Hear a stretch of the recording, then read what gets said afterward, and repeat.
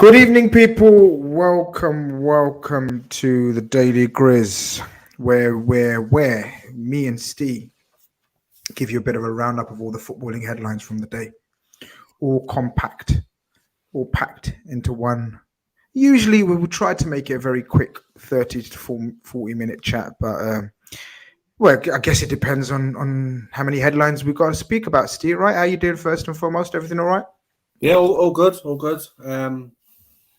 Decent day, it goes. And here we are coming to talk football again. That's when the day gets interesting for me. The job is a job, isn't it? Football's what it's all about, isn't it?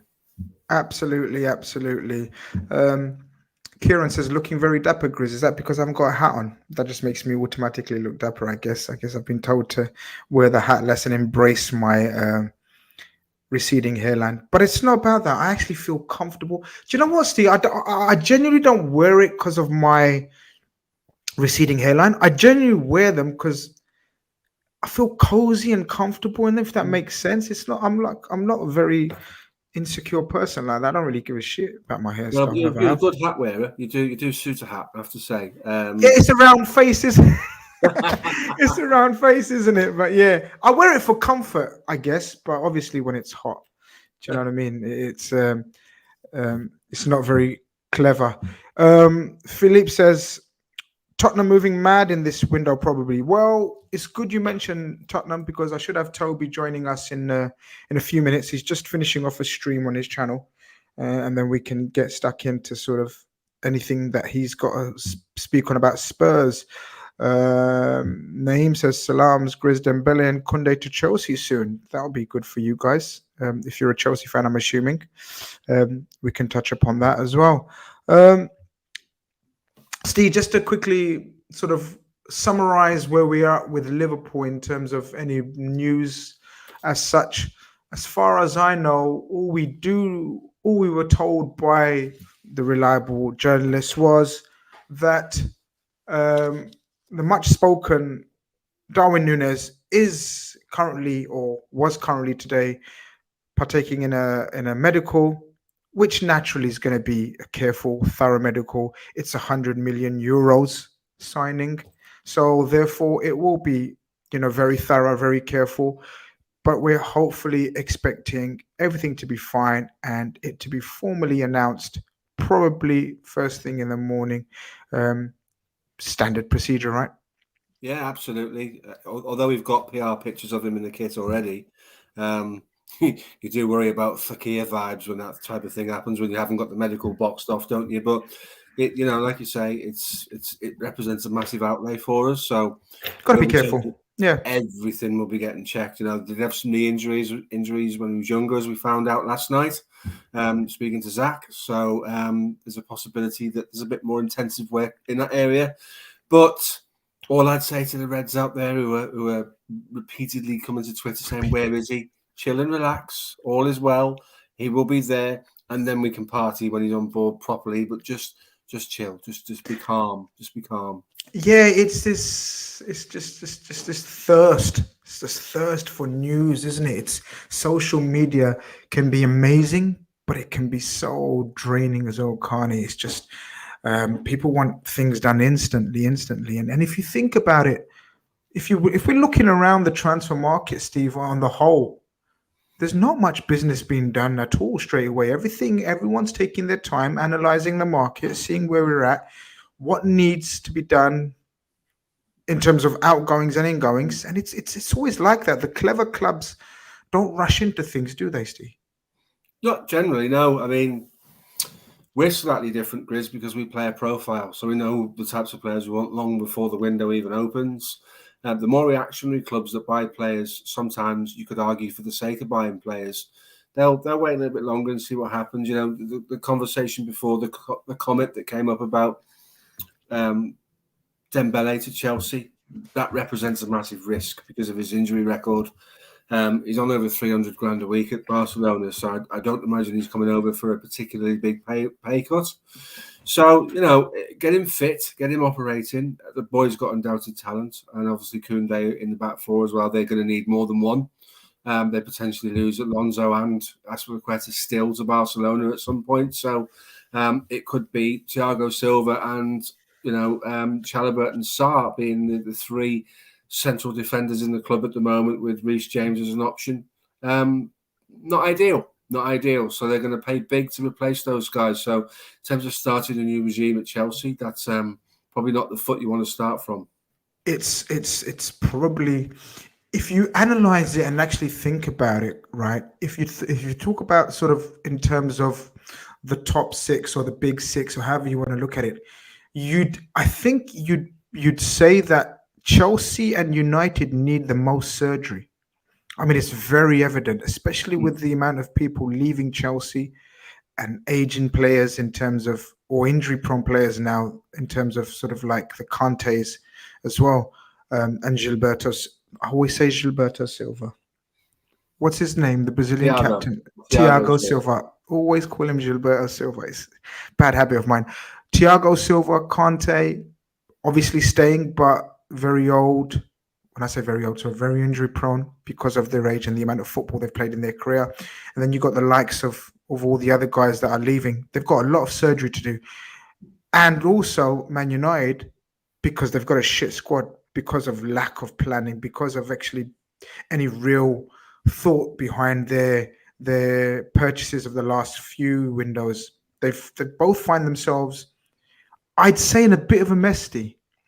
Oh, totally. United's a bigger project than Chelsea.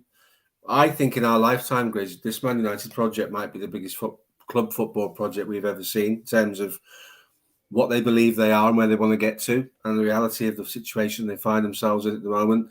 They essentially, Rafael Varane was not the player we thought he was, but that comes as part of the surroundings and the form of the team around him. I'm sure with better players around him who would rise up and meet that challenge. But essentially, they need three of a back four. They need two, at least two in the middle of the park. And they're being linked with Antony, who's a wide man who plays in the same position as Sancho and Rashford. So smacks of they're doing it again in terms of buying in the wrong areas and not getting the sort of work done. What does that mean for Rashford? Does he play through the middle? Because I don't think he's a number 9 at all. I don't think he makes the right runs for number 9. I don't think he's an awareness of a number 9. And obviously Cristiano Ronaldo plays through the middle. So the United thing is huge. It's a ridiculously big size job. They've probably shed 5 or 6 already. Some of it deadwood, some of it players who played towards the end of the season to put themselves in the shop window. And obviously the big high-profile one in Paul Pogba, which won't do them any harm. It won't do him any harm either. Big job. 6 transfer windows for me before you even get that squad where you want to get it, because you're talking heavy investments. Are they going to give the guy 3 years? They don't have a history of doing that, do they? They're in a sticky position, aren't they? They've got to, I guess. The approach they've taken this time round is a young manager, progressive, up and coming, as opposed to sort of, they tried Ralph Ragnick. They tried to promote within in terms of Solskjaer. They've gone down the Mourinho route, and the Dutch manager, Van Gaal route. So they've tried the senior ones, and now they've gone for an up and coming progressive coach who probably was favourite for quite a few top jobs. They cannot afford to. So they can't afford not to give him time right now. They have to. We know they're pretty good in terms of backing their managers in the market. It's just that there's no structure to their buying. There's no the recruitment has been shambolic. It's fair to say. It's fairly fair to say it's been shambolic from top to bottom. Long may it continue. Don't get me wrong. May it continue. But usually in these kind of scenarios, as we found out with Mr. Klopp, it usually takes one great man to turn a huge institution like we were, to turn it around. And I don't know. Only time will tell, I guess. Do you think he's the right man? It's hard to say. It depends on how they build the infrastructure, because they paid more in interest on their debt than they have on players on the pitch, and that's not a great scenario, and that's certainly not something that Klopp had to contend with. And I get the feeling, based on what he wants to do, had Liverpool had the same problem with paying interest rates on loans, Klopp might not have taken the job in the first place, because it's not a stable foundation to work with. He's got a lot of the ticks in the right boxes in terms of the playing style that Ajax played with would be welcome at Old Trafford. But the Eredivisie in the Dutch football is not the same as the Premier League. It's very different. And if you put Ajax in the Premier League, they'd probably finish similar to where Manchester United finished last year, maybe lower. So it's a big job, massive pressure. And because they've got this internal expectation and this thing that I hear all the time on social media, we are Manchester United. Well, the reality check is those days are gone, and you've got to go back and earn that. We are Manchester United, just like we kept saying, or we're alleged to have said, it will be our year this year, and that's what we got ridiculed for years, and sometimes justifiably so. But we are Manchester United anymore. You're a fallen giant in a difficult situation financially, with the worst Manchester United squad I've seen since Ron Atkinson was in charge, and your rivals are better than they've ever been. So whilst Manchester United build and try and come forward, Spurs will strengthen, Arsenal will strengthen, Chelsea will strengthen, Liverpool and Manchester City are already making great strides to secure their future. It's okay if the rest of the league is in transient and doesn't go anywhere, but that's not happening. There's very much a case on here to say massive ground to make up, and it's probably take years. Talking about, you mentioned Spurs, and it was a brilliant segue into my friend who's known to be late, known to be disorganized, known to be an absolute Hey. Does what he wants, how he wants, when he wants, but that's what happens when you're royalty, My Nigerian prince is here. What are you saying? How are you? Prince now, yeah? All right, sweet. I'll take that. I'm great, man. How are you? Yeah, good. Not too bad. Tobes, meet Steve. Steve, meet Tobes. Yeah, I've done a stream with Steve before, man. It's good to see you again and speak to you and be on a platform with you again, bro. You too, mate. You too. Good to see you. Excellent. Before we get sort of stuck into all things Spurs and whatever Toby wants to speak about as well, in terms of we were just talking about sort of the jobs. We were just talking about the jobs Man United and Chelsea have this window, or in the next couple of windows, I guess, Tobes, because you can't do everything in one window. It's a long process. And I was saying, out of the top six, I know Arsenal and Spurs, yes. But I thought I was just speaking to Steve about major surgery needs to be done at Chelsea and Man United. I don't know if you agree. I agree. I actually agree. It's mad. Chelsea are. It's weird. Chelsea are still the third best team in the land. But in order for them to bridge that gap to Man City and Liverpool, there's a lot of work that needs to be done. When you look at the fact that their attack is still misfiring, and now they're lumbered with Lukaku. There's going to be some movements there. You got Pulisic, 60 million hasn't worked. Werner, 47 million hasn't worked. So that's like three, potentially even Ziyech as well. That's potentially four players that could be out the door.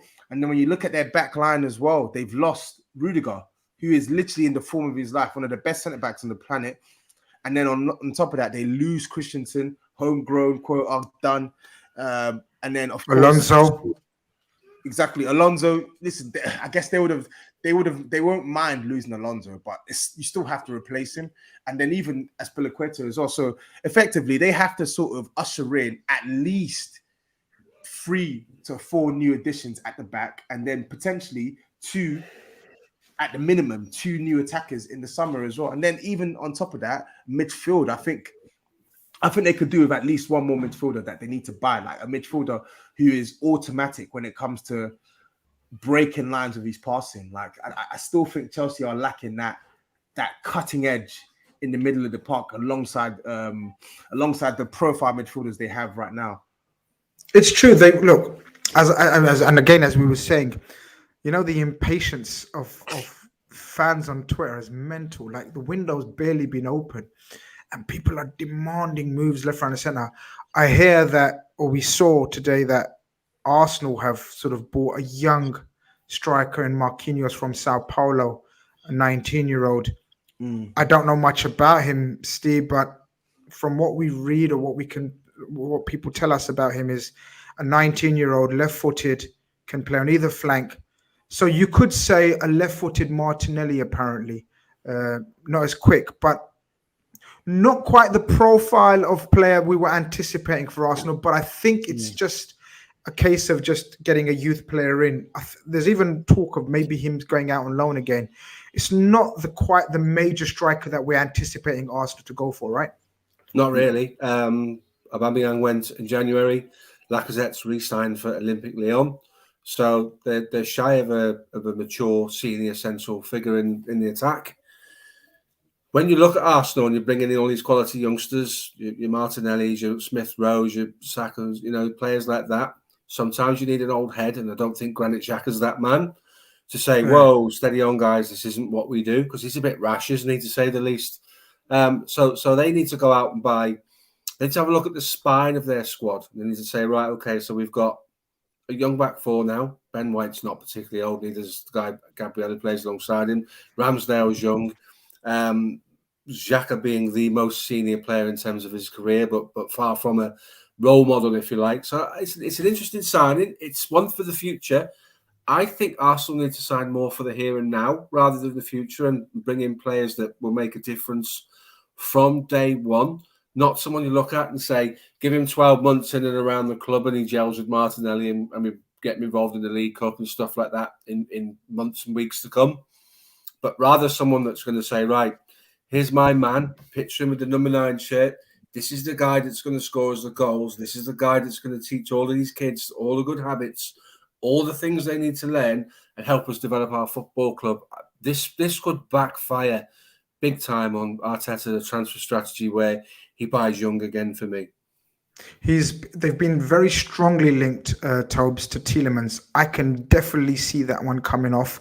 And obviously, Jesus, which we might touch on in terms of because he's linked with you as well. But just your thoughts on Tielemans. I like him. The right profile for Arsenal, though. What do you think? I think so, yeah, man. But you know what it is with Arsenal. I think because of their current predicament in the midfield, I think Tielemans alone won't be enough. I think if they're going to sign Tielemans, they need to bring in another one who is a bit more athletic, like Yuri Tielemans. I think a lot gets made on his physique and stuff like that, and I do think his physical elements, the physical parts of his game, I do think people like to overstate it or overstate his deficiencies. But what I will say is this: Arsenal need way more of an all-rounder like a Bissouma as well. If you're going to sign, for sure, you should be looking to sign a midfielder like Bissouma, because when you look at Arsenal's midfield now, Thomas Partey is the only. It's mad. Thomas Partey is the only midfielder I think in that team who can defend, who can defend to a good standard and is ultra press resistant and can progress the ball from an automatic perspective. Like, I think Arsenal are crying out for more physicality in the deeper parts of the midfield alongside Partey, and they just don't have that. I don't think Tielemans will bring that, but what I think Tielemans will bring is I think he will bring that technical quality, that ability to slice teams open, that ability to play regularly, because Thomas Partey gets injured here and there. Tielemans' availability is a big thing, and he rarely gets injured. And he presses as well. For what he lacks in the athleticism, he makes up for in his work rate and his tenacity as well. So, and he scores goals. He's someone who can score goals. He can use both feet. He's a really, really good technician. With a year left on his deal, 25 million. Can't go wrong. You can't really go wrong with that signing, in my opinion. You just can't. Before we get stuck into sort of other headlines, obviously people are asking about sort of any news in terms of Liverpool. We've touched upon the Darwin Núñez situation. Everything is under control. Everything's good. Just patience, I guess. I know it's hard on Twitter to be patient. Yeah, I know it's so hard to be patient. I was going to ask about your fan base as well, another club's fan base, because obviously we're speaking from a Liverpool fan base, but I just wanted to bring this up. Just 1 second. We get the bad news out of the way. Steve, it's mental. It's mental that there is internationals being played right now. Players getting injured, muscle injuries, left, right, and centre. Today, the news comes out that Liverpool star Diego Jota has picked up an injury whilst on international duty, the Portuguese Football Federation reports. It's nothing major before people go absolutely mental, but it's not helpful when they really should be resting after a huge season. 5 weeks away from the start of the league, and we've got a round of international fixtures, 2 or 3 a week, under this Nations League scenario. And the reason why this is happening is because I think the World Cup should be global. I think it should be shared in locations so the world gets to see football. But jamming the World Cup in late December, early January, and therefore these are the only friendlies because of the league that these guys can play, where managers can have a look at things. It's really not ideal. These guys are out on their feet. They're absolutely fatigued. Players like Diogo Jota shouldn't be playing. Players like Jordan Henderson haven't travelled with the England party. You know, the guys who played 35, 40, 50, sometimes 60 games a season, and we're putting them through pointless Nations League friendlies, and they're picking up injuries all over the place. And, you know, Salah actually something similar last week where between them they refused to scan and he played and aggravated it. Don't need to hear or see these things. There needs to be some common sense applied to this. I know it's about revenue. I know it's about making sure these world-class players turn up in various countries and fans get to see them, and the national football associations of those countries makes a few quid off it. But come on, we have to be sensible about this. There needs to be some logic applied to this. You can't take a player who's played 50 games and then fly him halfway across the world and ask him to play 3 or 4 games in a week. It's absolutely ludicrous.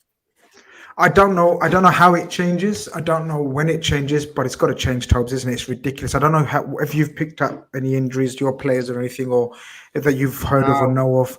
You okay? We've been lucky. We've not picked up any injuries as of yet, but I do think it's absurd that they're being forced to play these friendlies now. I know Højbjerg's been playing for Denmark quite a bit, hasn't he? Yep. He's been playing. Most of them have been kicking ball, man. But luckily, we've not actually had any major injuries. I just don't get why they wouldn't have put it on ice. Like, I'm not even against the Nations League. I liked the whole concept of the Nations League, and I did think it made international football a bit more enjoyable when it was initially introduced. But at this point in time, when you know that there's a World Cup like 6 or 7 months away, and you know that the seasons are starting soon, players are giving up what is usually a period of rest to play in the World Cup. So why wouldn't you just swap it out and give them that rest period now? It just makes no sense to me. Someone asked a very good question there, or sorry, a question. Hi, Grizz. I was wondering if you guys could give your opinion on Antony and if you think he's a good player. I think we need him as we need a good right winger, not Rashford. I'm assuming you're a Man United fan. I gave my opinion on Antony. Bit of a mixed response from people, but hey, that's what football's about. Tobes, Antony, the Ajax winger, very strongly linked with Man United. A, what do you think of the player? B, is it what Manchester United need? Because that's always the thing, right? You can have a brilliant player, but it might not be the right profile for your club at what you need. Do you get what I'm saying? So just those two things, and then let's see if it's similar to what I said about him. To be honest, I don't really know much on Antony, but when I've watched him in the Champions League and in highlights, he looks teched out. He looks good. He looks good. He does some bonkers things on the football pitch. But is that the player that Man United should be going for? I'm not too sure. I don't think so. I think they got so many priorities in their team. Like, they need like 2-3 midfielders. They need like 1 or 2 centre backs. They need fullbacks. Yeah, they probably do need a right winger as well. But it's like Sancho, Rashford, that young guy. What's his name? Elanga. Elanga. Yeah. It's just I feel like with Antony, it's very much flavour of the month for United, flavour of the month vibes for Man United. That's what they do, though, isn't it? That's what they do. Yeah, a striker. They need a striker as well. Like, I wouldn't prioritize Antony if I was United. I would get the other position secure first, and then maybe you can look at right wing options. Fair enough. I pretty much said the same thing, my friend. I said he's very techie. That's the word in it these days. I just don't think he's very effective and direct. I don't think he has enough goals in him. but he's a creator. He's very creative naturally, and as I said, I'll be very happy if that was one of their major signings of the season. That's all I'm saying. I'm just saying if that's one of their seasons. Listen, there's nearly 250 of you in here, just for a quick roundup show, which is mad. Smash a like while you're here. People are asking about the Ramsay situation, Steve, because where is it? That's the wrong one. I'll get it right this very second if you bear with me. But Calvin Ramsay, it's suggested that. How do I do this? It's suggested that Aberdeen are moving the goalposts. Yeah. So the situation is we have supposed to have agreed a deal with them, but now before the guys actually signed, they're moving the goalposts. So we had a deal agreed in the region of 4 million with a couple of million add-ons and bonuses, etc. Now they want 5 million and another 5 million in add-ons and bonuses. What's your thoughts if that's the case?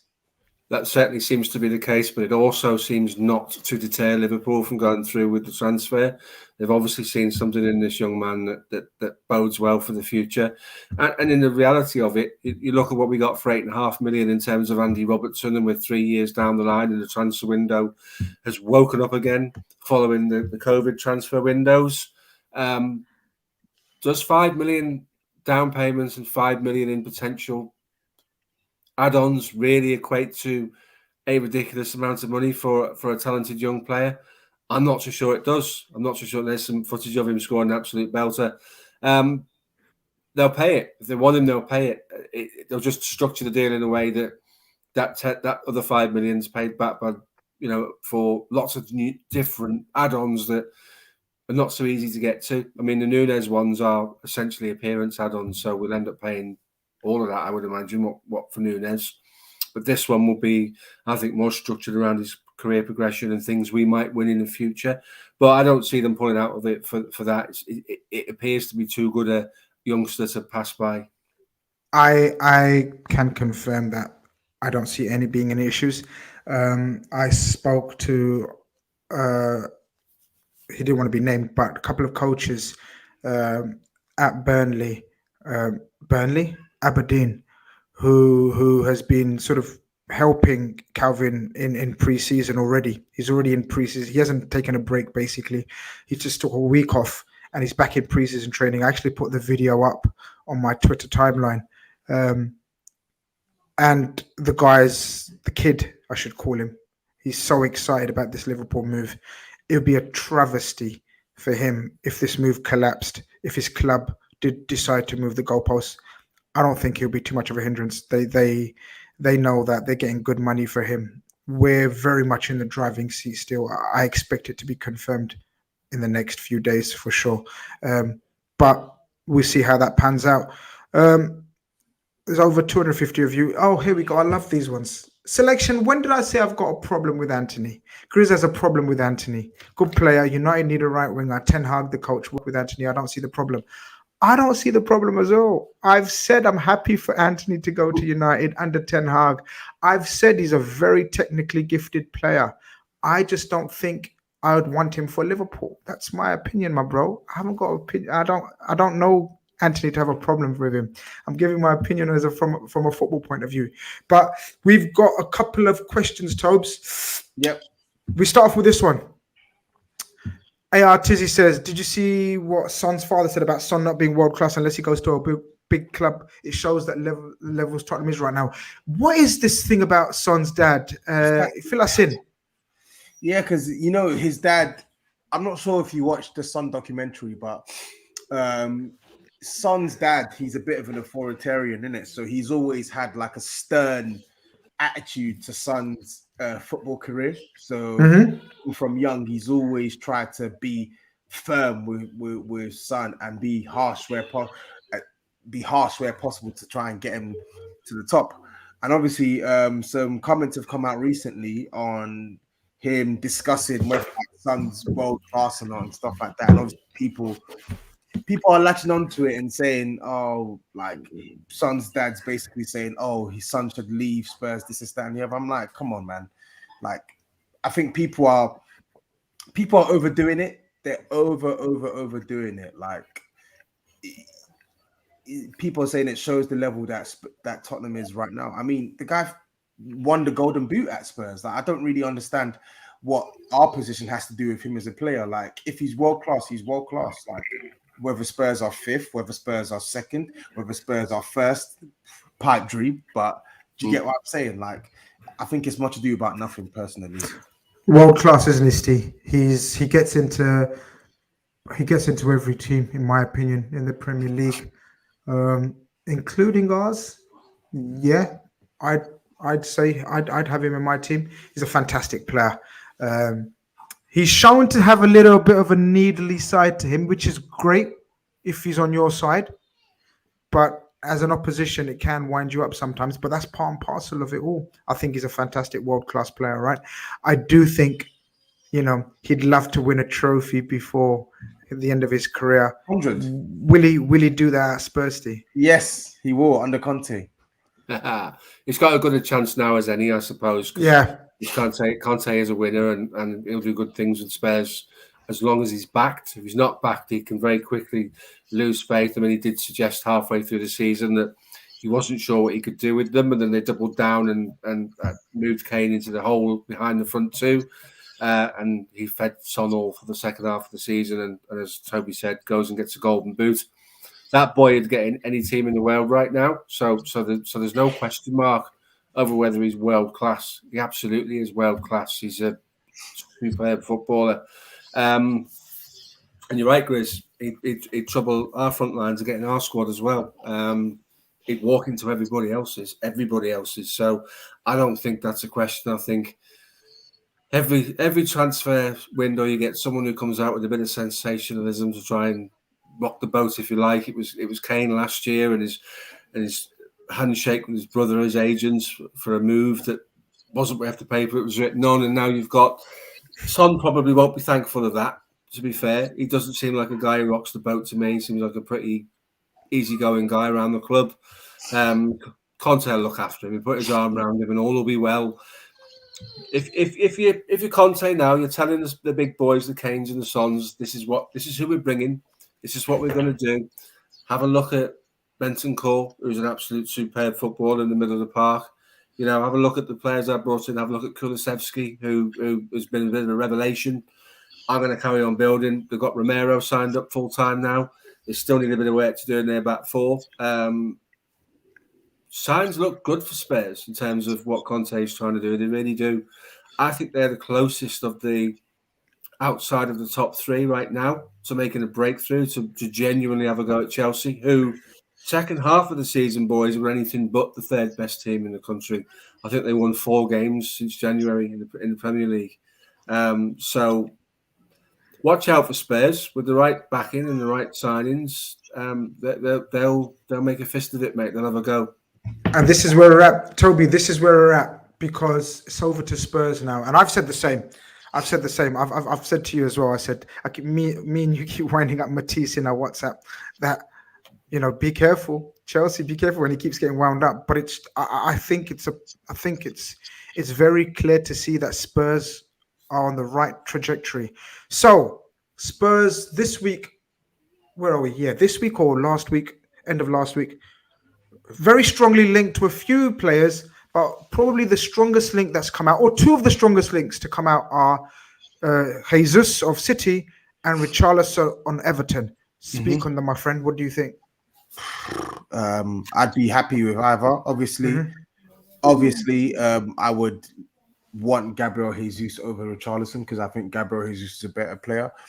But what I like about both signings is they both fill the exact need that we have in the attack, which is that fourth piece that comes in and basically not only just deputizes here and there, but can compete.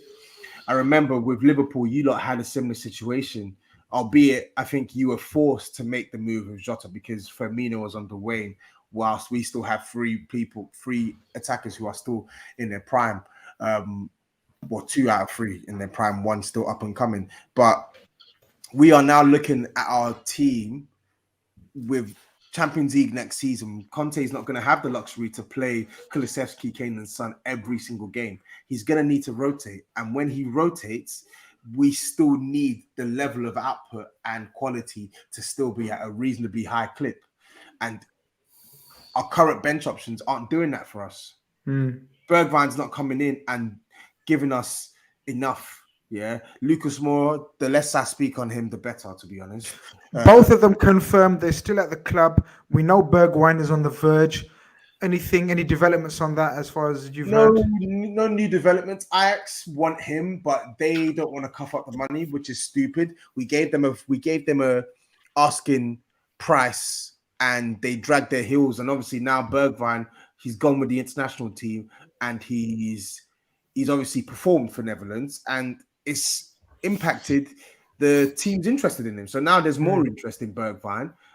It gives Spurs the opportunity to bump up the price a little bit as well. And you're like, in my head, I'm thinking, bruh, like you had the opportunity to sign him for 20 million. Now you're going to have to pay 25 million. So at this point, we're just waiting for the likes of Ajax or Everton or whoever to just make that final bid that we need for Bergwijn so we can sell him and let him do what he wants to do, because he wants to leave and he wants to play regular football. So in your opinion, Richarlison and Jesus, if you was given the option, and obviously it's not going to be both, it's going to be one or the other. Yeah. Is there any other? That's the only 2 names that I've heard, like main attackers that are linked with you guys. There was briefly chat about Dybala, but he's going into. Nah, he's going into. There was there any other chat? No, there wasn't. Is there any other chat about in terms of an attacker? Martinez was linked with a move away, but adding the Argentinian Dybala to it I can't see that happening. Yeah, they've just added a guy from his own country in there to make him feel a bit better in Dybala. So we're looking at probably same type of transfer fee. Would we say, Tobes, in terms of Richarlison on Jesus, or is Richarlison slightly more expensive? I think Everton will want more for Richarlison than Man City will for Jesus, because Richarlison has more years in his contract and is obviously probably worth more to them because they bought him for 50 million years back. But I don't think that Spurs will pay the price that Everton want. I think Everton, if they do end up selling him to Spurs, I think we'll get him at a reasonable price in today's market. For today's market, I think we'll get him at a reasonable price. But either way, I would like one of those 2 to come through the door, in addition to a midfielder, in addition to another centre back and stuff like that. So yeah, Steve, if you're Conte and you've got about 50 million for a striker, up to 50 million for a striker or a forward or an attacker, as Toby says, which one are you choosing out of them 2? Jesus all day long. It's easy. I'm not comfortable with who Richarlison is on the football pitch. He's moody. He's a sulker. He switches on and off when it suits him. Saw what he did to Thiago, so there's a nasty side to his game as well. And I don't mean, a bit of dark arts that we all love. That was genuinely malicious. Tried to hurt the player. I'm not a fan of the person. Never mind the footballer. So I think for me. And Jesus is a winner. Jesus has got medals in his trophy cabinet at home. So what Jesus brings is a bit of know-how and a bit of knowledge. I can't believe they're contemplating selling him, because he's never let them down when they needed to use him. But if they do, and Spurs can afford him, I'd be leaving Richarlison where he is. Or if they want Richarlison, try and engineer a deal where they give Bergwijn the money for him. Because if the guy wants to play football, and Toby mentioned Everton in dispatches being interested in him, then maybe there's a deal to be done there. John sends in a super chat and asks, lads, when is the Premier League fixtures release? Steve, do we believe it's Thursday, isn't it? Yeah, it's Thursday. There's a thing going around at the moment, which is a PDF of the fixtures, but it's got someone's playing somebody at home twice, so we know it's not worth paper it's written on. So yeah, it's Thursday evening. I think it is. Thursday afternoon they come out. The ever eagle-eyed Steve doesn't let shit like that get past him. Well done. Tobes, the business that you have done so far, talk to us. Yeah, so Perisic on a free transfer, I think that's fantastic business. For a team who are literally on their knees for some quality in those wide positions, we couldn't have asked for a better player to come in, especially for £0, and be someone who we can rely upon. I think very, very technically gifted. Can use his left, can use his right, and he feels, as I said, an immediate problem area for us in the team. So I'm really excited for that signing, especially considering the fact that he's worked with Conte in the past and that he's coming off what was a really, really strong campaign for Inter. So I'm looking forward to seeing him. Fraser Foster, I think that's a good signing for Spurs in terms of the purpose it serves. It means we don't have to spend money on a backup goalkeeper. And as far as backup goalkeepers come, I think he's probably one of the better backup goalkeepers we could have got. Premier League proven, and he's come off the back of a good season for Southampton as well. And he's shaken off a season where he's shaken off some of the demons that plagued him in the past as well. So, yeah, safe pair of hands. And allows us to allocate our resources elsewhere. So, so far it's been a reasonably good window, but of course we need it to get better. We need the centre back, we need the right back, we need everything else. So the Spence talk is just talk at the moment. It's talk, but it's advanced talk. So that's likely to happen, right? That's likely to happen. Yeah. So I didn't want to mention it because it's not been confirmed by the club yet. But yeah, Spence looks likely to happen. So I like Spence. I can't lie and say to you I've been watching him week in, week out. I've seen doses of Spence. I did want, my preference would have been someone with a bit more sort of experience. Yeah, someone who had the XP could just throw him straight in. Champions League nights, Bob's your uncle, cool. But same way, I also think that Spence is highly regarded and is a good young English talent. So he can come into our team and he can hopefully give us an uplift and give us some quality that we very much need on that right-hand side as well. So I'm looking forward to seeing what he can offer. The reason why I mentioned Spence and if the interest is real, because it's linked with us, and you're going to say, "Oh, Grizz, talking about Liverpool again." I tell you how, because Nottingham Forest are very much interested as a result. Because I think that will happen now, Tobes, because Nottingham Forest have made a very, very firm inquiry for our very own Neco Williams as a result. So obviously, really? So Neco Williams has had a verbal agreement with Fulham, but that's all it is. It's a gentleman's agreement. It's a verbal agreement. It's nothing signed, sealed, and delivered. So Forest have now. What's the fee that Spurs are looking at for Spence? It's around 20 million, which makes complete sense if they want to offer 15 of those for Neco Williams, which I'm not sure Fulham are willing to match. Fulham are more looking 10 to 12 million from what I've been told. But if Forest come in with that Spurs money, I think it's a no-brainer as long as Neco Williams himself is happy. Yeah. I think Neco Williams, given last season and the role he played in Fulham's re-emergence and subsequent promotion to the Premier League, would probably, if the money was the same for both, favour to stay with Fulham because he struck up a great relationship with Mitrovic because he's a good crosser of a ball. You know, he's in that regard, he's learned a bit from Trent and he's got his own ability as well. He knows Fulham, doesn't he? Sometimes it's better the devil you know, and he knows the coach and all that stuff. So that's interesting. But yeah, it is a telling thing that Nottingham Forest have offered the proportion of the money they may get for Spence or the money that may come from that. Yeah, so we'll see what happens. But Neco will move on and that paves the way, doesn't it? So I was just going to say, and our XKTV just reminded me. Correct. Forest manager also had Neco in his LFC youth team, so that absolutely makes sense. Great shout. Absolutely great shout. Super chat from the boss. Appreciate the super chat, generous super chat. He says, yes, man, them just checking in to watch and relax. And that's the best way, bro. This is what these shows are all about. When you've had a long, hard day, you haven't been able to catch up with the news, come to my channel, Grizz Daily. You know where it's at. You know what I mean? I'm here to round up all the news of the day The that you Daily need to Grizz. know. You understand? I'm not messing about anymore, Tobs. You know what I'm saying? No more messing about, bro. But yeah, look, the transfer window's opened up nicely.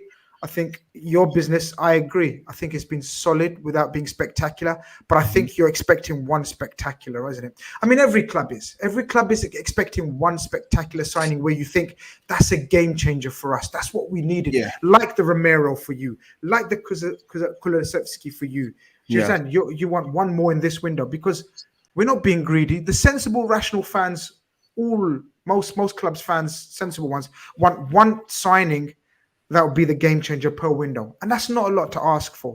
Yeah. Right. Yeah. No, I agree. Like I'm not obsessed with like, oh, he has to have a big name and stuff. But you're right. I think in terms of relative to our needs, we needs. That's right. We need a game changer. Who is that, Tobes? Which position, which player is you saying is the game changer for you this window? Bastoni. Just one. Bastoni. He would have been a game changer, like a complete game changer for us. It's not happening though, innit? So let's get realistic in it now. It's not. It's not. But it's not dead in the water. It's not dead in the water. That's what I'll say. I'd say for me, yeah, Bastoni would be. But if it's not him, then give me Bissouma in midfield. I think Bissouma's a game changer for us in midfield as well. Shout. That's a shout. I think we've discussed it, haven't we, Steve, that Bissouma walks into many of our teams. It's just the dark clouds over him. Yeah. In terms of that. Whereas I don't think we'd go near him. Otherwise, after Tchouaméni, I think this. Oh, I'm going to put it out there for me, and this might be a wild hot take, and people can slaughter me to death about it. But for me, for Liverpool, Bissouma is probably the best central midfielder out there in terms of the price range, knows the Premier League. He's perfect for me. I rate him that highly, Steve. Don't know what your thoughts are on him. I was having a conversation about him about 8 months ago with somebody, and that person said to me, we have spoken to him. Didn't particularly give us a great impression when we did talk to him in terms of where he wants to be, where he sees himself with regards to Liverpool Football Club. A little bit of a big time Charlie, if probably the right way to say that. Maybe he's grown up, maybe he's matured a little bit, maybe some of the things that have happened in his personal life have, because you can't forget that happened. But it's unproven, so it's just there, just as a sort of an enigma type thing at the minute.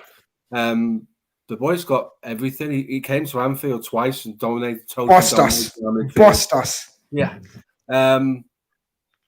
His ceiling is ridiculous. So in terms of if you get the right coach who gets hold of him, does he need a defensive coach or does he need a more open-minded coach? That would be the thing that I would look at. If he goes to Spurs, no disrespect, Conte is a defensive-minded person first and foremost, and then thinks about he is. Hey, no, man, he's not that type of guy. We scored. Look how many goals we scored. But that's not the point, is it, Toby? You can still score goals by playing the way you believe in, which is, in essence, counter-attacking football. You can still score loads of goals, and he has scored loads of goals. But he does prioritize defensive. And that's all Steve said. No, Steve said he's a defensive coach. He's not a defensive coach. He's not. Conte is not a defensive coach. Right. Let me rephrase it. What he's done with Spurs is he's gone in there.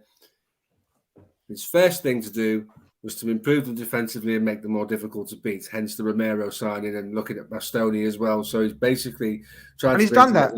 Two of the best centre backs that we've seen in recent years in Serie A, if you put them together, because they've both been absolute stalwarts for their clubs respectively.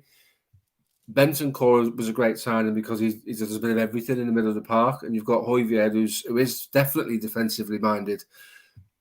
You can't suppress the front three with Spurs, and any manager in the world will score goals if you get the service to them right. And the first thing you need to do, lads, very quickly. So sorry to butt in.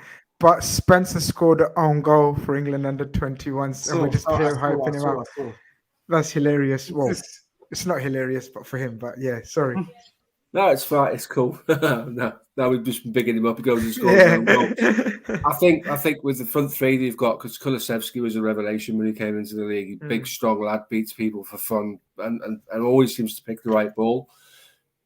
Maybe he'll prove us wrong and go, Eriksen. If Eriksen ends up back at Spurs, Eriksen will be a really good source of chances for the front three. Might mean Kane doesn't drop so deep because Eriksen will be in the pocket that Kane wants to sit in. What's your thoughts on that, Tobes? Would you rather Kane carried on doing what he was doing, or led the line with an Eriksen behind him?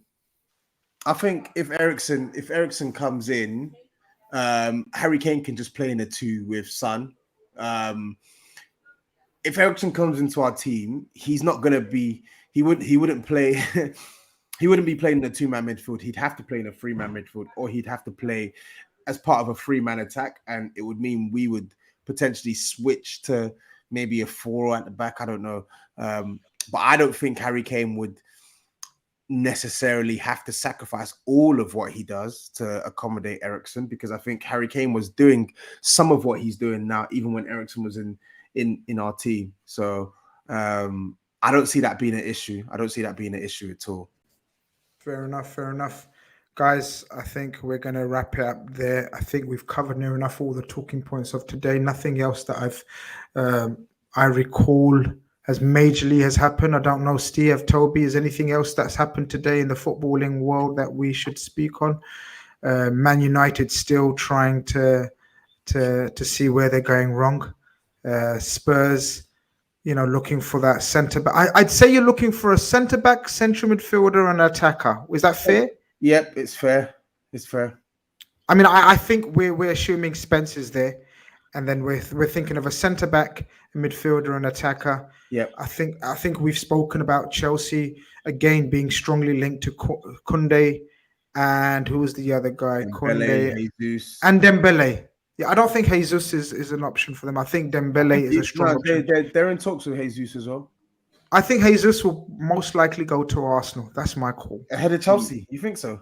I think so. If he goes to Arsenal, he's ready-made. If he goes to Chelsea, he's going to be all the fighting again. Yeah. I think he's a starter at Chelsea, though. Well, if they get rid of Lukaku and they've got Lukaku and your favorite Havertz, and they've got so many of your favorites there, so it's very difficult to see. But guys, we're going to wrap it up there. Hope you guys have enjoyed this stream. Thanks, Tobes, for coming on, my friend. I'll repay the favor for you, obviously. Oh, tomorrow I'm on your Shawana, so big up that show tomorrow if you want. What time is it, and where can they find it? 10:30 on my channel. Tapping Tobes, TAPINTOBS. We're talking about Darwin Núñez. He's gonna grill me about Darwin Núñez tomorrow. So people, if you want to hear me defend our new £7 billion striker, head over to Tobes' YouTube channel. Of course, subscribe to his channel. Steve, me and you are gonna probably catch up tomorrow. I don't know if you're about, but if you are, of course, we'll catch up tomorrow and fill in everyone what's going on, what's not. Appreciate your time as always, my friend. No worries. Always good. And that's about it, guys. We out of here. I'm not even gonna press an outro, man. I'm just gonna press end broadcast because that's how I roll when I'm tired. Take care.